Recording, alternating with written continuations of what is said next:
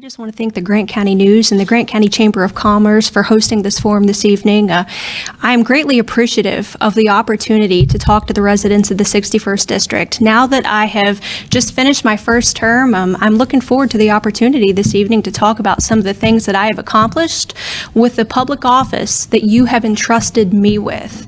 In my first term, I filed and passed constitutional carry, which expands the ability of law-abiding citizens in Kentucky to exercise their Second Amendment rights.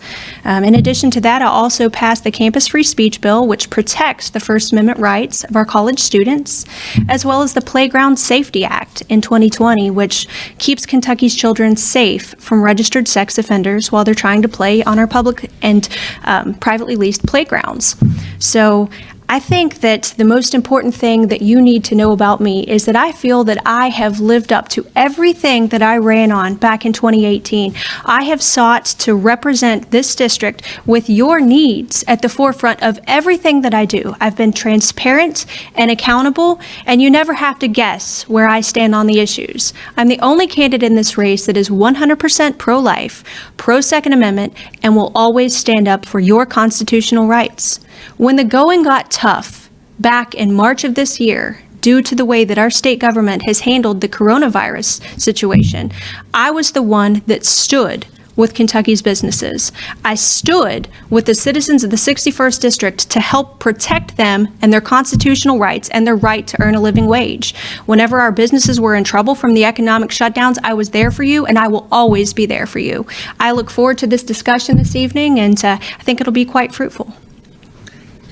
All right, we'll get started with the questions. Ms. Maddox, we'll start with you first. With budgets already tight across the state and the economy taking a sizable hit this year due to the pandemic, what would your strategy be to make sure education and other essential services are adequately funded and not facing significant cuts? Yes, Jamie, we are facing a dire situation in terms of our budget because the net results of the economic shutdowns that we have seen not long after March due to the governor's executive orders that shut down 2/3 of Kentucky's businesses and have resulted in 2.2 million Kentuckians having applied for unemployment since March. That's 54% of our entire workforce. One of the most stark realities to me in terms of the overall damage done to our economy as a result of the shutdowns is whenever I sat down in a meeting, because I sit on transportation, and this was one of the first meetings that we returned to, and we realized that there was a 43% reduction in road fund receipts, which will prove to be devastating overall. But in terms of what we can do in the state budget, I think that the answer is not to raise your taxes because folks are already hurting. And in the past session, there have been discussions of a local option sales tax and a gas tax and things of that nature. And we need to continue on the path of moving away from production-based taxes towards consumption. But generally speaking, I think that the best thing that we can do for economic recovery is to deregulate. My fear is that we will use subsidization of businesses, but we need to open up the economy, open it up now entirely, and get the government out of the way so that our businesses can thrive. Okay. Ms. Lucas Angel, same question. With budgets already tight across the state and the economy taking a sizable hit this year due to the pandemic, what would your strategy be to make sure education and other essential services are adequately funded and not facing significant cuts? Well, one of the main things that the House is supposed to do is find new revenue sources. I agree with the not taxing. We don't need more taxes, but we do need new revenue sources. Now, I know some people, and I'm not saying definitely do marijuana and casino gambling because I know those are like hot button issues, but the thing is, it's something that does need to be looked at, seriously looked at. But there's also other things that I'm probably not even aware of that people can bring revenue into the state. Like I said, the taxes, our people are already, they don't have any money right now. COVID has just destroyed everything. Yes, we have a high unemployment rate. We're trying to work with the people. We're trying to get nobody to get evicted and all those, but we do have to take care of our public education. We have to take care of our health care. We have to take care of all these things. And to do that, we need more revenue. And we do have new businesses coming into the state. And so what I would be doing is working with the rest of the legislature, working with the governor, working with the judicial branch to bring in new revenue sources to make sure that there was enough money to cover everything. Okay. And Ms. Lucas Angel, this question will be for you. How will Grant County be best represented with you as their voice in Frankfurt? Because I'm a team player, I look at everybody. I don't look at frankly, just at the 34% versus the 66%. I look at 100% of the people. And if somebody has an issue, I'm not going to, something that is personally important to me, if it's not important to the people in Grant County, I'm not going to be the one that goes out and go, I want to do it this way because it's my way or the highway. I want to work with the other people across the aisle and with the governor. Adversarial approaches do nothing. Teamwork and working as a whole, that's what we need in Kentucky. And that's what we've been needing for a long time. So I would help by working with. Okay. Ms. Maddox, same question. How will Grant County be best represented with you as their voice in Frankfurt? I pride myself in my independent voting record in so much that I have always put the interests of the 61st District and Grant County first, regardless of the political realities that we face. And I feel as though I have been very transparent in the way that I have represented Grant County and this district. I've always given an account of the way I vote and why I vote. I read every piece of legislation that I vote on, and whenever folks reach out to me and say, well, how are you going to vote on this? And they provide their perspectives. That is something that I rely upon because, my core philosophy in this is whenever I look at a piece of legislation, I say, is this the best course of action for the people that I represent? And at the same time, I do believe that it takes leadership. It takes someone who is informed on the issues and will represent the values of Grant County and of this district. And that is something that I am closely in tune with. Having lived here all my life, I've put my roots down here. I've raised my children. My family goes back 6 generations. I know what a good day in Grant County looks like, and I know what a bad day in Grant County looks like, and I am 100% committed to moving this county forward and moving this district forward. And I think that the entirety of what I have done in my first term is representative of that. And, I encourage everyone to look at my voting record, see what I'm about, and see if it lives up to what I say I am. Thank you. All right. Ms. Maddox, this question's for you. Large amounts of money are pouring out of Kentucky and into Ohio and Indiana because of legalized gambling. Do you support legalized gaming in Kentucky? And if not, why? We recently had a Kentucky Supreme Court decision in terms of the pari-mutuel wagering. So I think that this is going to be an issue that we're going to have to take up in the General Assembly because they more or less opined that no longer could they engage in that type of wagering like they had been doing with the historic horse racing. And this is a perennial issue in terms of, should we be looking at the revenue that casino gambling or sports wagering could bring to Kentucky? I am not opposed to additional revenue forms, but that's an issue that Grant County in particular, in terms of the 61st District, has been kind of split on because, yes, we want to create additional revenue, and I am not in the business of telling a person what they can and cannot do with their own money, but at the same time, it is also my job to represent this district and to vote accordingly with that. So I do think that that's going to be an issue. In the past, we have had sports wagering bills.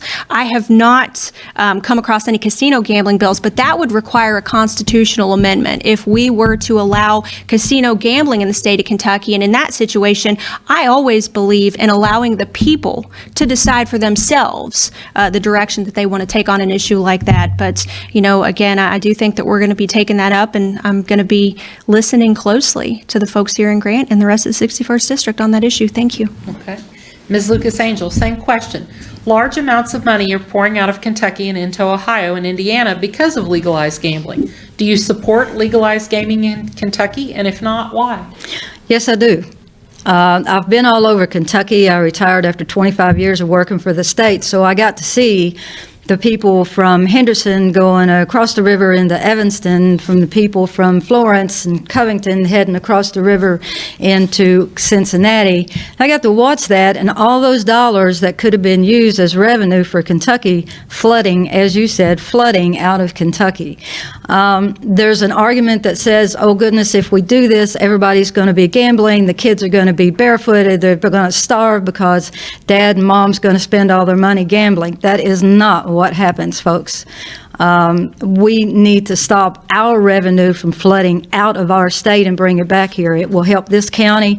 It will help the whole state. It will help us get our budget balanced, and with all the COVID stuff that's going on, we need help. And that is a revenue stream that if we don't do it, we're cutting off our nose to spite our face. Okay. And Ms. Lucas Angel, this question is for you. COVID-19 is something that you can't turn on the news or go anywhere or even stand in the grocery store line without people talking about. It's had a long-lasting and drastic impact on Kentucky and the rest of the country. What role do you feel legislators should play in the response to the pandemic, and what steps should the state take in response to the pandemic that have not already been taken? As far as steps that have not been taken, I really haven't seen any. Frankly, what I've seen the governor do is exactly what the White House has said, what the task force has said. He's been trying his best to to help people through this crisis. But the thing is that, this right here is a fact of life, the masks and everything. And to get us through it, we've got to realize that the thing is real and that we just need to battle it. And right now, we had 1,345 new cases today and 21 new deaths today. Both of those were the second highest of all of this. So we've got to take it seriously. And the legislator, they're important. But the thing is, we have a Speaker of the House and we have the head of the Senate, and those are the ones that should be gathering the information from the legislators and then taking those to the governor, and then they work as a team, and then they work with the cabinet, and they work with the health professionals. That's what we need to be doing. If the legislature starts coming in at $60,000 a day, well, first off, we're going to break the bank, and second off, we're going to have too many chiefs and not enough Indians. Okay. And Ms. Maddox, same question. COVID-19 has had a long-lasting and drastic impact on Kentucky as well as the rest of the country. What role do you feel legislators should play in response to the pandemic, and what steps should the state take in response to the pandemic that have not already been taken?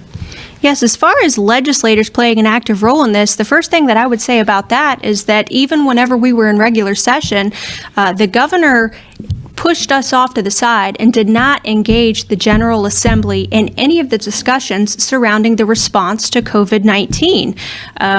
Not just the Republican, the majority caucus, but also the minority caucus, the Democrats as well. This is something that we share in common in terms of members of the House and the Senate, is that we feel that as though we have been left off to the side. Every aspect of the state government's response to COVID-19 has been accomplished through the issuance of unilateral decrees all the way back to March, all the way back to the time whenever it was apparent that the governor's executive orders were foraying into the territory of executive overreach, in so much as Kentucky's businesses were shut down, in many cases arbitrarily. The big box stores were left open. The small local businesses were perishing. It led to all of the economic distress that we have seen. And I think that moving forward, I have pre-filed BR 130 that would restore an appropriate balance of power among the three co-equal branches of government and restore the consent of the governed, so that never again will the citizens of Kentucky be without a voice during this pandemic. Because I've heard the discussion about the Speaker of the House and the President of the Senate. They don't represent the 61st District. I do at this particular instance. It's my responsibility to be a conduit for your voices in state government, and that's what I intend to do. Thank you very much. And now, ladies, we will move into closing statements. Ms. Maddox, we'll have you go first, and you have 2 minutes.